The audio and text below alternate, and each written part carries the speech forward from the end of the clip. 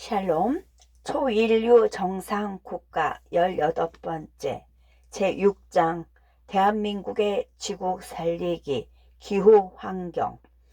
언제부턴가 자연이 빠르게 사라지고 있다는 것이 느껴진다. 과거 내가 어릴 때만 하더라도, 적어도 우리 아이들이 어렸을 때만 하더라도 조금만 나가면 드넓은 자연이 있었다. 하천에서 가재도 잡고 논에서 쥐불 놀이도 하면서 시간 가는 줄을 몰랐었다. 그러나 어느 순간 산이 깎여 나가고 논이 메워지며 아스팔트가 깔렸다. 자연의 자리에는 자연스레 아파트와 공장이 섰다. 우리의 자연은 어느덧 자취를 감추었다. 심지어 우리는 미세먼지와 매연과 씨름하고 있음에도 불구하고 자연의 소중함을 진실로 인식하지 못하고 있다. 일회용 쓰레기들을 무의식 중에 쉽게 사용하며 일상적으로 종이를 낭비하고 있다. 또한 우리의 편리함을 위해 대중교통 대신 직접 차를 운전하기를 택한다. 즉 우리의 일상 속 안락함을 위해 환경은 조금씩 희생당하고 있다. 그런데 중요한 것은 미래 세대이다. 환경에 대해 보호와 돌봄을 의식하지 않는다면 이는 미래 세대가 응당 누려야 할 권리를 빼앗는 것이다. 아이들의 자유와 권리를 담보로 자연을 누린다는 것이다. 기성세대가 당연하게 누리고 즐겼던 자연의 풍요로움을 보존할 의무가 있다.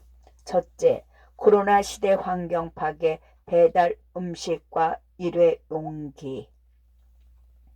코로나로 인해 사회적 거리 두기가 지속되면서 어쩔 수 없이 몇 번 사무실로 배달 음식을 시킨 적이 있었다. 식사를 마치고 나니 한 사람당 적어도 5개가 넘는 플라스틱 용기가 나왔다. 그것이 하루 이틀이 아니니 문득 버려지는 플라스틱이 우리 사무실만 해도 수도 없겠다는 생각이 들었다. 나는 개인 텀블러를 사용하고 있었는데 이 노력마저 너무나 미미해 보였다. 오히려 생색만 내는 것은 아닌가 싶은 마음에 부끄러워졌다.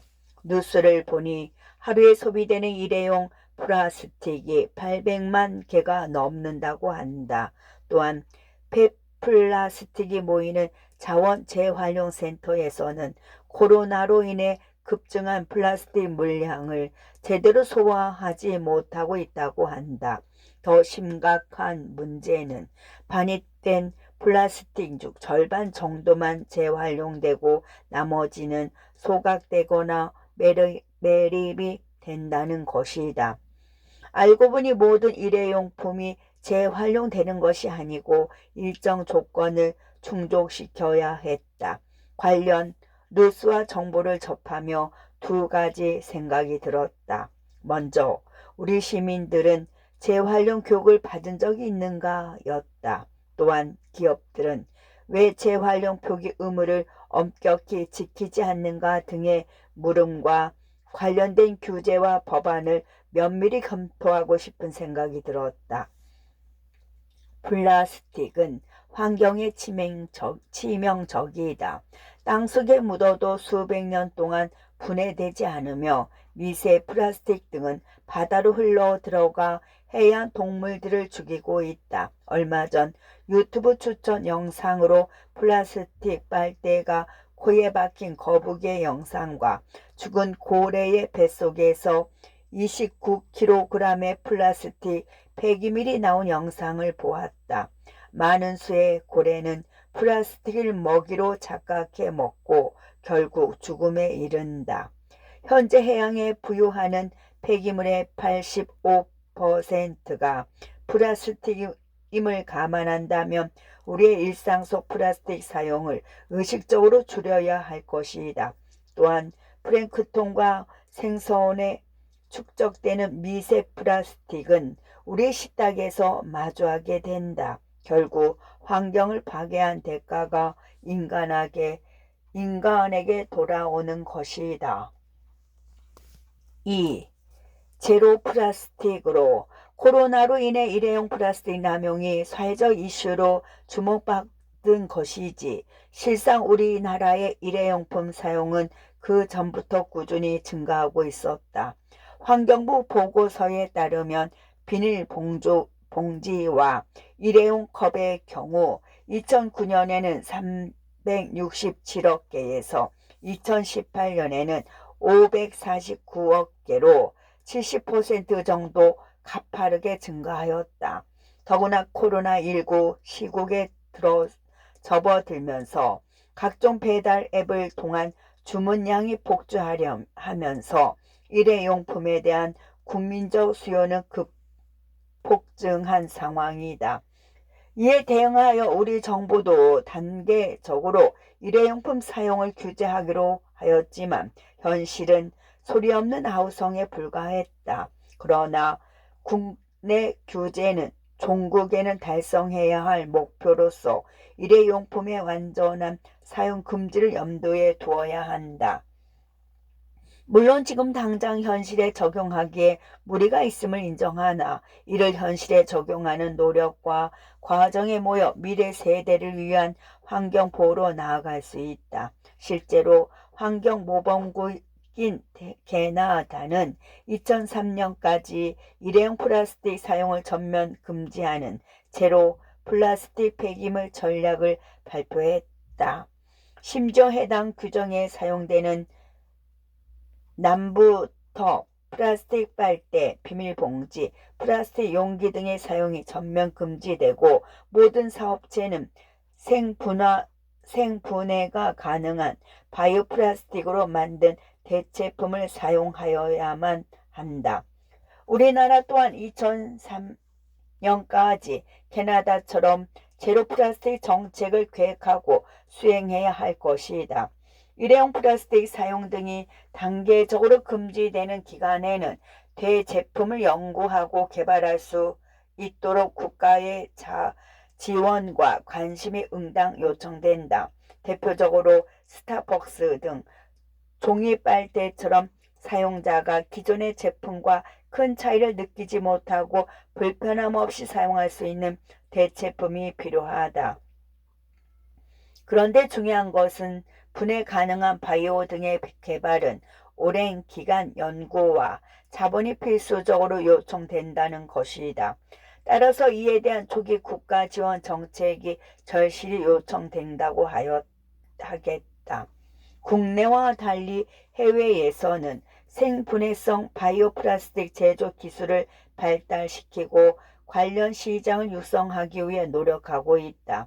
하지만 국내 시장의 경우 아직은 초기 단계이기 때문에 시장의 크기가 작고 규모의 경제가 만들어지지 않은 탓에 생산 비용이 많이 들고 있으므로 국내 화학기업의 투자도 거의 없는 상황이다.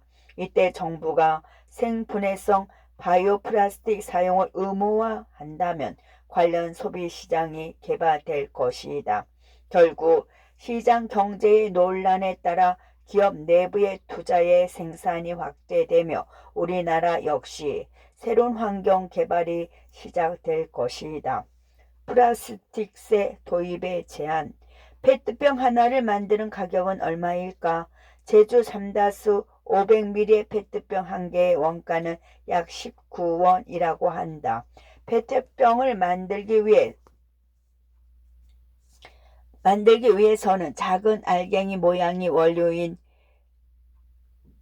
페릿을 녹여서 만드는데 이 원료의 1kg의 원가가 평균 1,000원 정도, 페트병 약 55개를 만들 수 있는 비용이다. 이와는 반대로 생분해성 바이오 플라스틱은 1kg당 원가가 평균 3,000원 수준으로 기업의 입장에서 보자면 플라스틱 원료를 선택하는 것은 합리적인 선택으로 무조건 비난할 수 없다. 만약 지금 실정으로 무리해서 플라스틱 사용을 금지한다면 원재료의 상승은 필연적으로 소비자의 부담으로 이어질 것이다. 그렇다면 만약 플라스틱 생산과 소비 모두 환경 부담금으로 세금을 부과하면 어떠한 변화가 생길까? 즉 유럽처럼 플라스틱세를 도입하는 거 말이다. 유럽연합은 지난 2021년 1월 1일부터 플라스틱세를 전격 시행하였다. 재활용이 불가능한 플라스틱에 1kg당 0.8유로, 하나로 약 1,000원을 부과했다. 이 정책의 목적은 1차적으로는 재활용할 수 없는 플라스틱 사용을 억제하는 것이다. 그와 동시에 코로나로 인해 타격받은 유럽의 경제 회복을 해소하기 위한 자금 확보를 위해 시행한 조처이다. 유럽연합 각국은 플라스틱 폐기 물량에 따라 돈을 EU에 지급하여야 한다. 이에 따르면 유럽연합에 지급하여야 한다. 이에 따르면 독일은 13.3억 유로, 프랑스는 13.7억 유로, 이탈리아는 8.4억 유로, 스페인은 5.3억 유로 등 2021년도에는 EU 국가들로부터 총 57억 유로, 하나로 약 7조 7천억 원의 세금을 걷어 유럽 경제 회복을 위해 재투자할 수 있을 것으로 보인다. 또한 이 같은 강력한 조치는 코로나 이후에 급증하는 일회용 플라스틱 제품 사용을 줄이고 생분해성 바이오 플라스틱 등의 친환경 산소제 산업의 육성을 유도하는 효과가 있다. 향후 유럽의 국가들은 세계의 생분해 바이오 플라스틱 시장에서 우위를 점할 것이다. 세계에서 플라스틱을 가장 많이 사용하는 나라 중 하나인 우리나라도 유럽연합을 따라 플라스틱제 도입에 대한 진지한 논의가 필요하다. 환경오염에 대한 이슈가 점차 심각해지는 우리나라에서 플라스틱제를 도입한다면 다음과 같은 긍정적인 효과를 일으킬 수 있다. 필연적인 환경오염을 줄일 수 있으며 세수를 통해 코로나로 인해 증가한 복지 재원을 확보할 수 있고, 마지막으로는 미래 산업으로서 생분해 바이오 플라스틱 등 친환경 신산업에 대한 투자와 육성이 가능해진다. 지구온난화로 인한 기후위기. 2020년에는 동아프리카에서는 갑자기 나타난 사막 메뚜기 떼가 닥치는 대로 농작물을 먹어치우며 땅을 황폐하게 했다. 이는 평소 강수량보다 400%나 많은 폭우로 인해 메뚜기가 기하급수적으로 번식했기 때문으로 보인다. 중국의 경우 40일이 넘게 이어진 폭우로 약 4,500명의 수재민이 발생했다고 한다. 세계 최대의 댐인 산샤댐이 붕괴할 수 있다는 뉴스가 연이어 보도되었다. 안타깝게도 2020년 부산에서도 시간당 80mm가 넘는 폭우가 내려 지하차도가 물에 잠기는 사태가 일어났고 인명피해가 발생하였다. 이처럼 전 세계적인 기상이변이 일어나고 있다. 학자들은 그 이후로 이산화탄소의 증가로 인한 지구온난화를 꼽는다. 예전에는 중요하게 생각하지 못했던 혹은 애써 무시해왔던 지구온난화 이슈가 결국 우리의 생명과 안전에 매우 큰 영향을 끼치게 되었다. 기후변화센터에 따르면 지구의 온도가 1도 오르면 폭우와 가뭄 등 양극단의 기후변화가 더 빈번하게 발생한다고 한다. 우리나라도 이로 인한 피해를 고스란히 경험할 것이다. 더 빈번한 불볕 더위와 홍수가 우리 시민을 괴롭힐 것이다. 안타깝게도 그 피해자의 대다수는 반지하에 거주하는 청년과 서민 등으로 대표되는 사회적 약자들이기에 우리 정부는 더욱 적극적인 차원에서 기후변화에 대처해야 한다.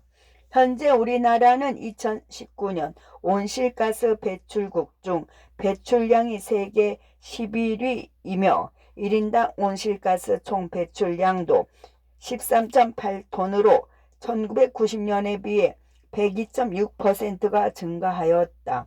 유엔을 기준으로 지구상에 있는 국가의 수인 195개 중 한국이 11위라는 것은 기후변화에 대한 우리의 책임이 결코 국내에 머물지 않음을 시사한다. 국제적인 이슈로서 한 국가의 노력이 아닌 전 세계 공동의 관심과 실행이 적극적으로 필요하다. 끝.